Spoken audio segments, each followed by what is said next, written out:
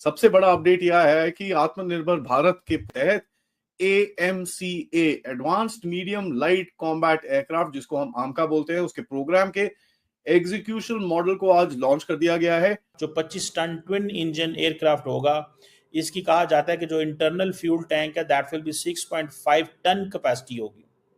Advance stealth feature होंगे, हर किस्म की नई डेवलपिंग जो टेक्नोलॉजी है वो इसके अंदर होगी, मॉडर्न वॉरफेयर के लिए तैयार होगा।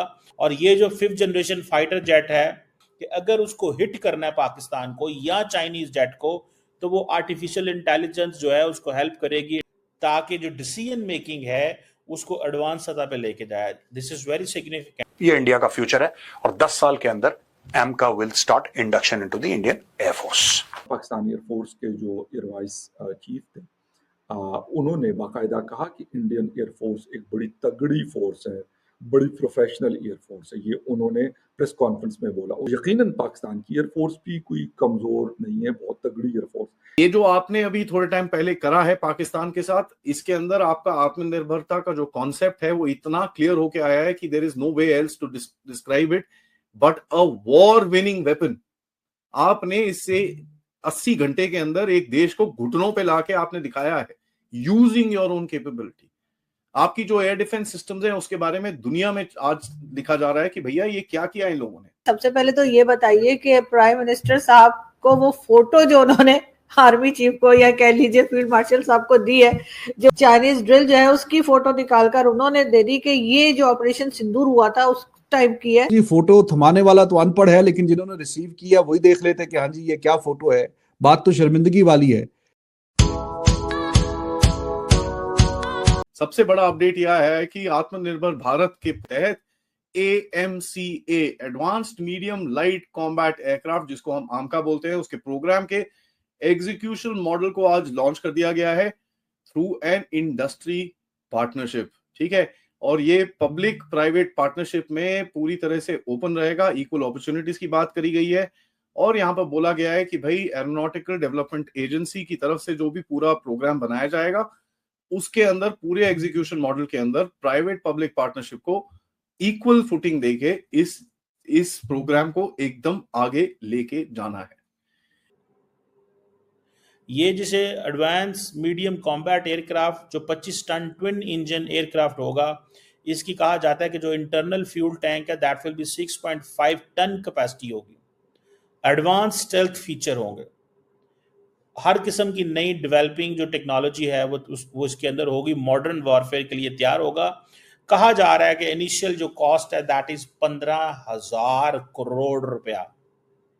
और ये जो 5th जनरेशन फाइटर जेट है, इसका मकसद ये भी है कि जो इलेक्ट्रॉनिक पायलट पावर्ड जो है उसको बूस्ट करना बाय AI, ताकि जो डिसीजन मेकिंग है उसको एडवांस सतह पे लेके जाए। This is very significant. It means कि इंडिया का जो 5th generation stealth fighter jet है वो ये फैसला करेगा, खुद भी फैसला कर सकेगा कि अगर उसको हिट करना है पाकिस्तान को या चाइनीज जेट को, तो वो आर्टिफिशियल इंटेलिजेंस जो है उसको हेल्प करेगी एडवांस डिसीजन मेकिंग। मतलब पायलट पीछे रह सकता है, पायलट हो सकता है ना समझ पाए, लेकिन वो इसको करेगा। और जो नेट सेंट्रिक वॉरफेयर सिस्टम है for the real time combat coordination के लिए वो भी होगा। और इसका जो सारे का सारा जो आप समझ लें कि it's going to be very important. और ये इसकी जिसे वो कहते हैं ना एक ऐसा ये एक इंटरनल वेपन्स वो सिस्टम बिल्ड कर रहे हैं कि देखिए इंडिया को एडवांटेज रहा है कि ये जो एयर टू ग्राउंड हमला करता रहा है वो बड़ा कामयाब रहा है। जैसे कि पाकिस्तान पे हमले हुए, कहा जा रहा है कि ये जो 5th जनरेशन है ये लाइट कॉम्बैट एयरक्राफ्ट से थोड़ा सा डिफरेंट है और इनके इलेक्ट्रोमैग्नेटिक सिग्नेचर भी बड़े कम है। असल में इंडिया चाहता है कि जो रडार है वो डिटेक्ट ना कर पाए।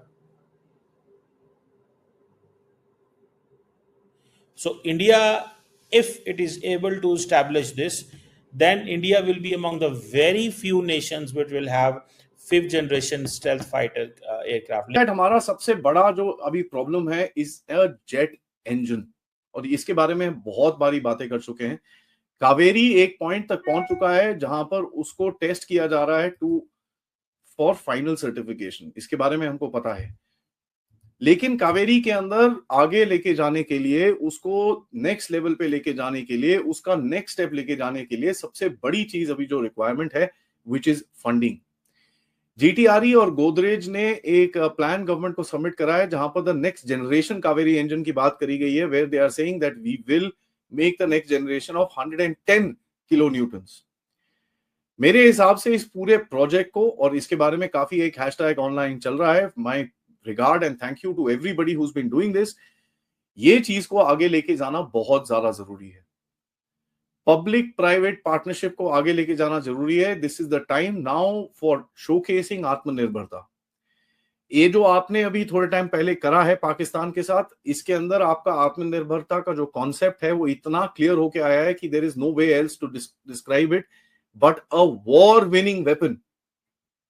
तो आप देख सकते हैं आपकी इंडस्ट्री का जो पार्टनरशिप का मॉडल है, जहां पर आप बोल रहे हैं कि भाई हम आत्मनिर्भर बनेंगे, has proven to be a war winning weapon.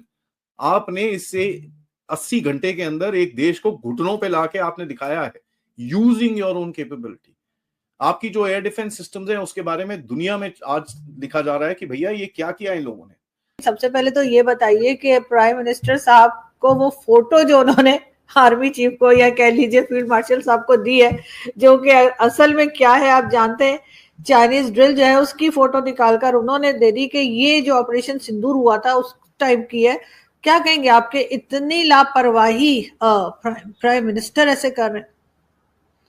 जी बिल्कुल, ये मैं समझता हूँ बहुत बड़ी एक एम्बैरसमेंट हुई है, पूरी कौम को एम्बैरसमेंट हुई है। यार आप थोड़ा सा कोई होमवर्क कर लिया करें, इस किस्म के आपने अगर ड्रामे करने होते हैं तो थोड़ा सा होमवर्क कर लिया करें। कम से कम तस्वीर तो कोई रेलेवेंट आप मीडिया के सामने प्रेजेंट करें। सारी दुनिया देख रही है कि वो चाइनीज ड्रिल की वो तस्वीर है, और वो तो बल्कि अब आइडेंटिफाई हो के सोशल मीडिया पे बहुत सी साइट्स पे आपको नजर आएगी।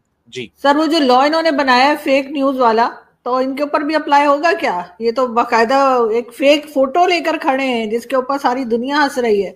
अब यही कानून जो है, क्या ये तो फिर प्राइम मिनिस्टर हाउस में भी लग जाना चाहिए?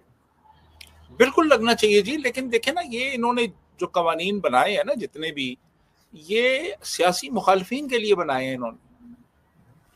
यानी फेक न्यूज ये उसको कहेंगे जो इनके किसी बयानिए को हर्ट करती हो या इनके मफादात के बरखिलाफ हो, उसको फेक न्यूज कहेंगे ये।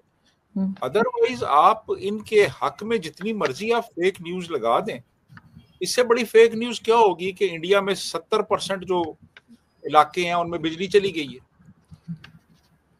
यानी ये भी एक फेक न्यूज थी ना, इन्होंने फ्लोट की, और हमने जी वो फलां भी तबाह कर दिया है, एयरबेस फलां भी कर दिया है, फलां भी कर दिया है। मतलब ये फेक न्यूज थी सारी।